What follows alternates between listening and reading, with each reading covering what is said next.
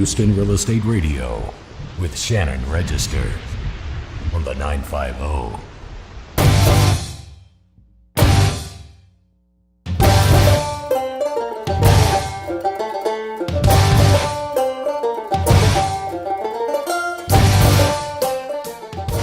Thanks for tuning into Houston Real Estate Radio this Sunday. I'm here at the RREA.com studio over in Spring, Texas with my co-host, James Brown, and our very special guest today, Ian Faria. He is with the Coates Rose Law Firm and always brings us some great updates on what's going on. So today, let's find out what's going on with the Texas legislature. Anything new?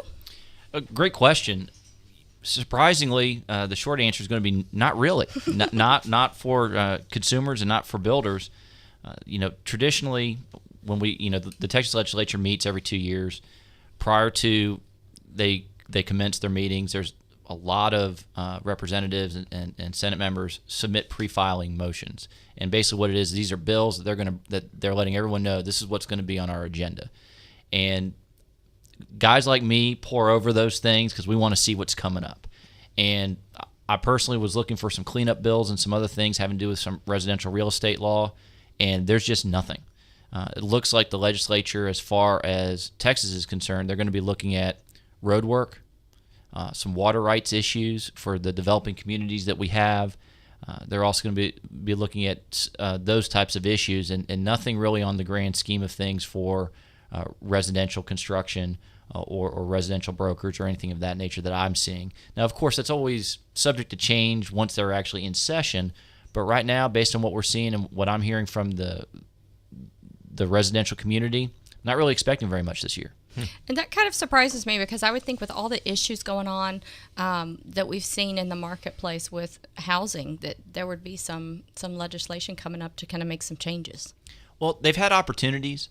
We've previously talked about when they used to have the Residential Construction Commission Act in place, and that was a law that was in effect between 2003 and 2009, and it was sunsetted.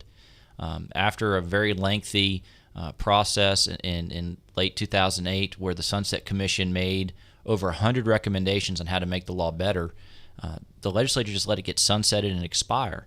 And so ever since then, we've been waiting for cleanup bills that would come out that would impact the rest of the Texas statutory schemes, such as the Residential Construction Liability Act, which heavily references the commission.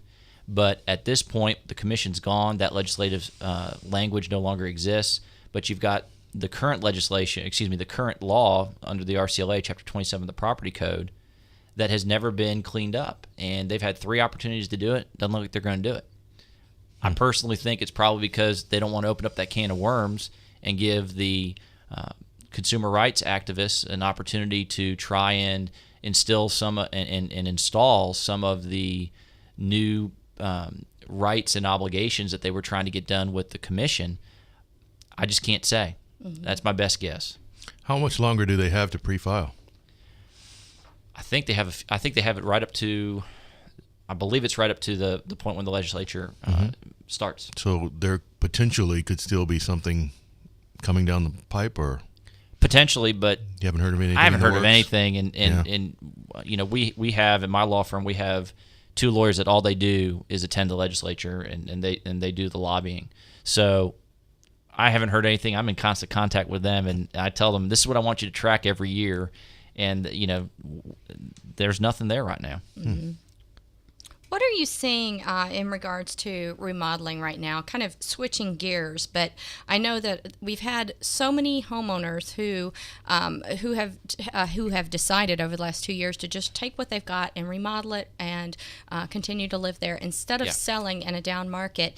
And I know you've seen a lot of issues going on in that realm. What are some of the major issues that you're seeing for homeowners who are doing remodeling projects? Well, I completely concur with you that I have found a very large uptick in homeowners who would normally sell their home and sometimes seek something bigger or oftentimes try and get something a little bit newer but maybe still in the same range, are really electing, because it's cheaper to them, to remodel and put on that additional room, get a new roof, add on, the outdoor kitchen, things of that impact, makes the house a little bit fresher, keeps it contemporary, or completely remodel the bathroom, things of that nature. I've seen a lot of that. I've been reviewing a lot of contracts, and what I'm consistently amazed by is the fact that every homeowner that comes to my office walks in and says, I'm really worried about the money. And I tell them, not a problem. We can handle this. And they look at me like I'm crazy because no one's ever told them this. But one of the things that a remodeler is required to do if they're going to come to your homestead and work on your homestead is open up a separate construction account that is only as to your home. Required meaning it's in the property code. Section 162 of the property code. It's called construction trust funds. They're required to open up an account for the John Smith, remodeling project. And every penny John Smith gives to ABC Contractor is supposed to go into that account, and that account is for your benefit.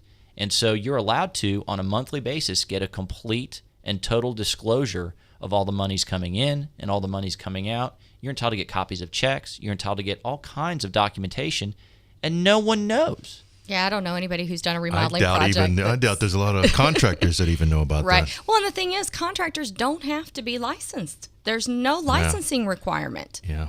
No, they don't, and that's correct. And that's, going back to what we were talking about, that's one of the reasons why the commission was sunset is because the consumer rights advocates had put in that all builders were going to have to be licensed, and builders had no desire to be licensed. Mm-hmm. But that's even true. I mean, you don't need a degree in construction sciences from Texas A&M. You don't need anything. All you need is to show up and say, "Hey, I'm a builder. Here's my business card." Here's my business card. And usually it's a guy with a truck and a cell phone. Mm-hmm. And those guys are hard to go after when they don't fulfill their obligations. Mm-hmm. You and I were talking about this before. They are kind of the fly by night. I mean, a lot of them are fly by night. I mean, they have a truck and that's it. And that's very true. Especially if they don't have any true assets and they don't carry the proper insurance. There's very little you can do to go after them, which is why statutory schemes like 162 in the property code are important, because if they don't have the account, the fact that they don't even open the account is a Class A misdemeanor. But if they don't have the account and they take your money, they put it into another account, and they use it for somebody else's job, which is, they're always robbing Peter to pay Paul. Right. Okay. That's unfortunately, we see a lot of that. If they do that and they've done it with intent, it's a Class C felony. And so this gives consumers some teeth. Now, unfortunately, I can't as a civil lawyer, I can't force the Montgomery County or the Harris County District Attorney to prosecute those claims. Mm-hmm. But I have numerous times packaged up those violations, forwarded to them, and in one case, I actually was there when 20 sheriffs went into a builder's home, had the wife and the husband sit on the couch as they completely searched the home, took the computers, and then they charged him for violating that construction trust fund statute because he stole hundreds of thousands of dollars of people's money. Wow. And I guess one of the things a complaint that I hear from a lot of people is that, and this has been going on for years, this just seems like it happens all the time, is that contractors will say, your project's going to be X amount of money, $200,000. And then by the end of the project, you're paying them $250,000. Every change, every time you talk to them, they want to add, change something, and you're paying more money. So really, people need to be tracking this and keeping up with it. They really do, because your real power over your contractor is the purse strings. Mm-hmm. You control the money, you control the job. And along those lines, one of the ways they get you into trouble is by not paying their subcontractors.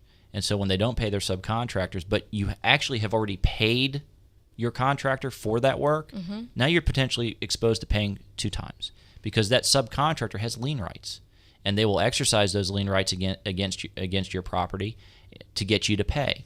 So it's really a rather significant feature that you've got to keep track of the money, and that's why paperwork's important.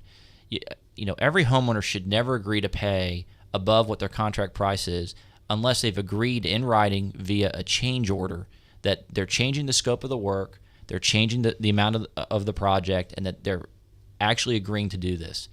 I wouldn't look at an email. I wouldn't look at anything else other than an actual signed writing that you can put your hands on. So is this something that they need to get a lawyer to draw up, or I mean, I doubt that they'd want to trust the builder's forms necessarily. It sounds like a major remodel needs to have a lawyer involved. I have yet to ever have a client who's walked into my door say, I'm glad I didn't get a lawyer involved on the front end. Because you're going to pay a lot more money and you're going to spend a lot more time the other way when you have to come get me after it's really gone. Yeah, just for the oversight. You just correct.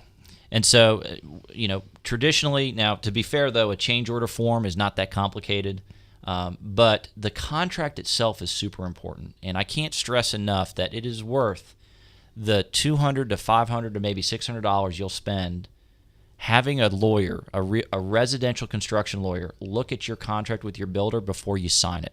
A good example is the retainage.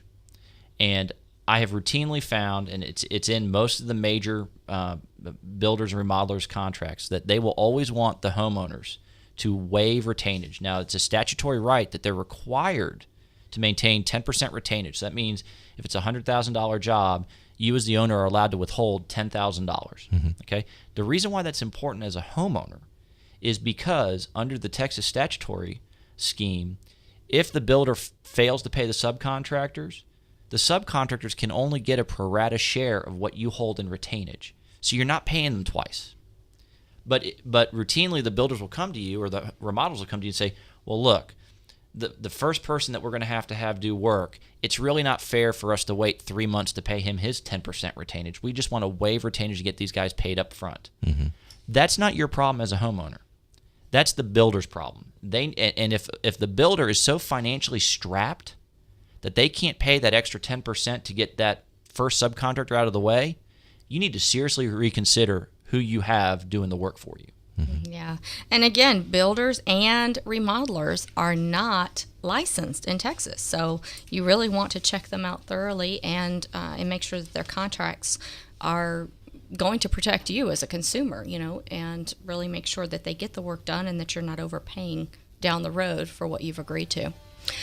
If you have a real estate question for James or myself, you can give us a call at 281-882-8088, and we'll be happy to answer that for you on the air. If we answer your question on the air, we'll send you a copy of The Garageness Zone, great book written by Bill West to help you get your garage in order.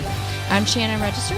I'm James Brown. And you're listening to Houston Real Estate Radio. We'll be right back.